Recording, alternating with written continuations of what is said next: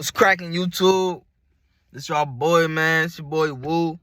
I'm back. We got another fucking reaction, cuz. What I tell y'all? For me, I had just uploaded some this morning. This is the afternoon. So, like I told y'all before, I'm finna kick another video out at y'all boys. You feel me? So, listen. This video that we got today, let's fucking see right here. It's on my fucking phone. 7 rappers who got caught snitching. You feel me? These niggas is ratatouilles in the flesh, nigga. These niggas is some Remy's, some Mickey's, and some Minis. You feel me? So listen, without further ado, I ain't gonna do too much talking, man. I'm gonna get this shit set the fuck back up. Yeah. No, I'm gonna get back up with y'all when I got this shit set up. Man, shut up, nigga. Y'all, I ain't finna do too much fucking talking. We got this shit set up. Damn. I see the screen recorder recorded. We got the screen recorder recording. Listen. If you guys can't do the crime, please don't do the time. No. If you can't do the time, please don't do the crime. I don't know what the fuck is wrong with me. But let me stop fucking talking and let me start this shit.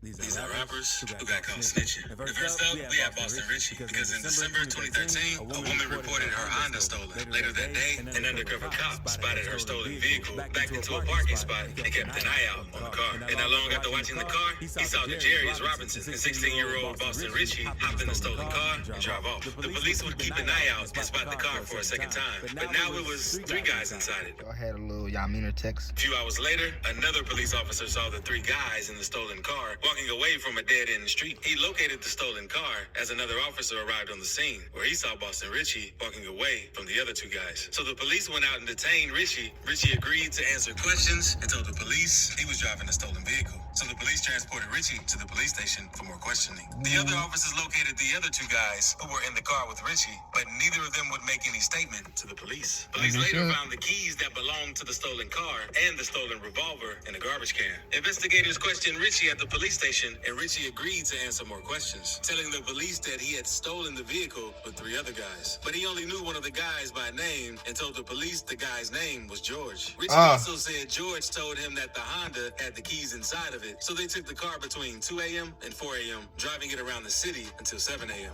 Richie also told police that the other 2 guys knew that the car was stolen, which is why they came to his house several times that day. Richie continued by letting police know that the... Where the fuck do these niggas' parents be at, cuz? It's always niggas like this in every single city, bro. They don't ever have... Why the fuck is a 16-year-old roaming at from 2 in the morning to 7 in the morning? Where is your peoples at, bro? What the fuck? The revolver didn't belong to him, and since Richie and his friends all knew the car was stolen, they were all charged with grand theft of a motor vehicle. And due to Boston Richie telling the police that the car was stolen multiple times, this is what also made them arrest and charge the other 2 guys with GTA. And after the news broke going viral saying Boston Richie snitched, he responded on Instagram by posting pictures of him holding $250,000, saying how they hate on him, and he didn't snitch. And after he posted the money, fans started saying that confirmed that he snitched. That would have been the last thing I would have done. To be honest, I would have just fell back. News also spread that Boston Richie was no longer going on tour with Future, and fans quickly assumed that Future took him off the tour after Richie's paperwork got revealed. But he instantly addressed these rumors, saying, "I look like getting took off the tour. I'm locked in getting this music in order for this album." Now let's move on to a Chicago rapper known as FBG Butter, because Butter was really... I heard about Butter. Chicago rapper named Lil J. Y'all, Since they were in the same gang, they would even go on drills together. FBG Butter, that nigga Lil J called that nigga salami chips and soda or some shit because he read it.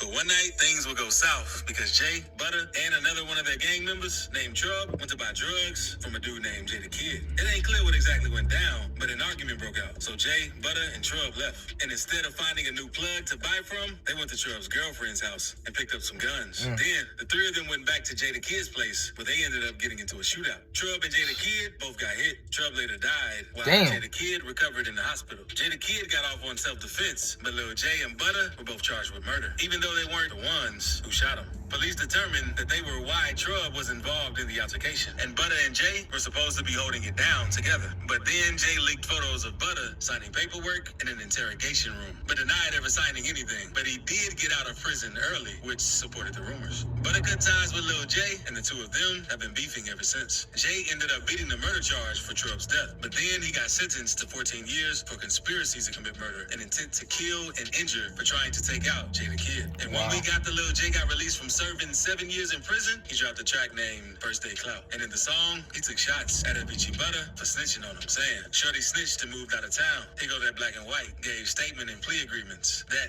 told I had to fight for my life. Lil Jay did an interview with Say Cheese TV after he got out, explaining how Butter also got Lil Jay's mom sentenced to 3 years in prison. He gets out 4 years earlier than you, right? Yeah, he took a plea deal to testify against me for that.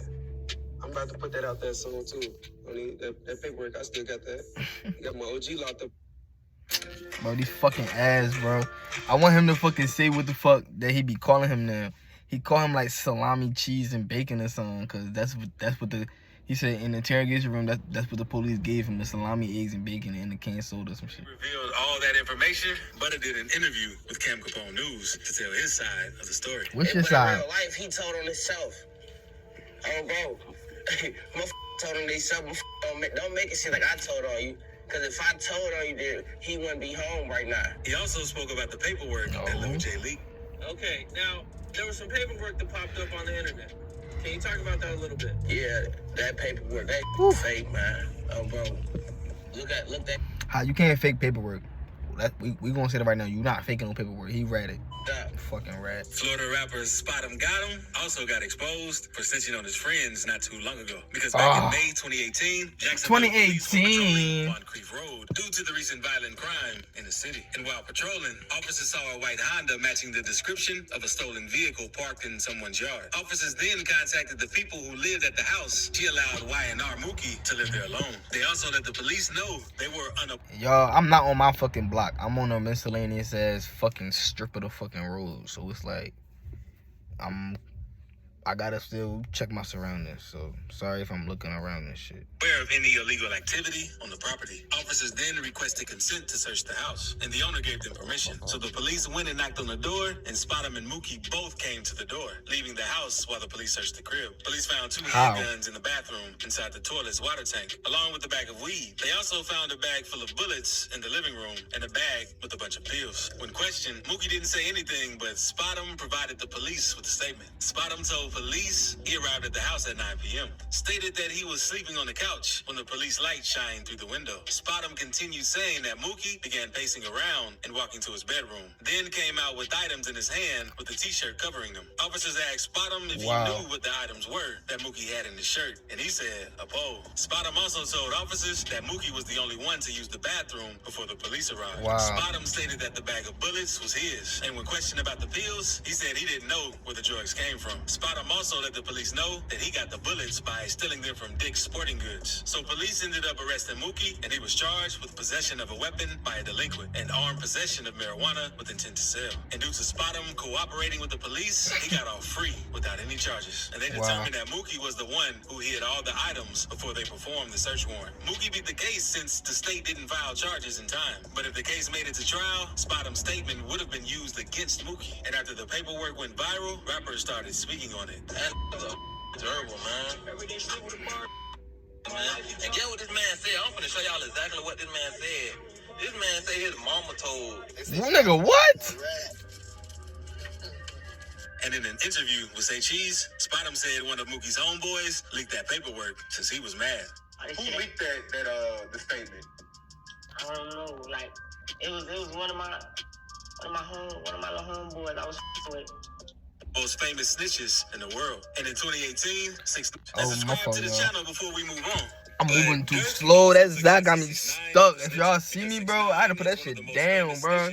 the world. Tight. In 2018, 6ix9ine and his manager Shotty were arrested along with other 9 Trey Bloods on federal racketeering and 6ix9ine weapons is charges. fucking. And not long after being locked 6ix9ine gonna go down history, bro. I ain't gonna cap. He the biggest rat out there. The biggest rapper out there. up, 6ix9ine pleaded guilty to the 9 charges they had on him and was facing a mandatory sentence of 47 years. But not long after hearing that news, a document was revealed showing that 6ix9ine provided legal testimony that led to an investigation on the other members in the gang. And due to 6ix9ine snitching, his sentence was cut down to 2 years, while all the other members still are in jail. And after rappers found out that he snitched, they started going crazy, dissing him in songs and all. Because on Laugh Now, Cry Later, Lil Durk said, "Can you not play that little boy in the club? Because we do not listen to rats." Taking a shot at 6ix9ine for snitching. But 6ix9ine isn't the only rapper who snitched on his own gang. Since O-Block, Big Mike did the same thing. Big and snitched Mike. on King Von. Because in 2014, Vine was at a house party, and during the party, a dude named Malcolm Stuckey and some of his bros were trying to scare Vine by mean mugging him. But since Vine was solo, he decided not to try anything and left to recruit backup from Big Mike. So once Vine and Mike saw Malcolm hanging out by the porch, they opened fire. Unfortunately, Malcolm was killed in the shooting, and several of his friends were wounded trying to escape. Not long after the incident, Vine and Mike were arrested and charged with 1 count of murder and 2 counts of attempted murder. So Mike and Vine would go on to fight this case over the next few years. And things weren't going the best for King Von,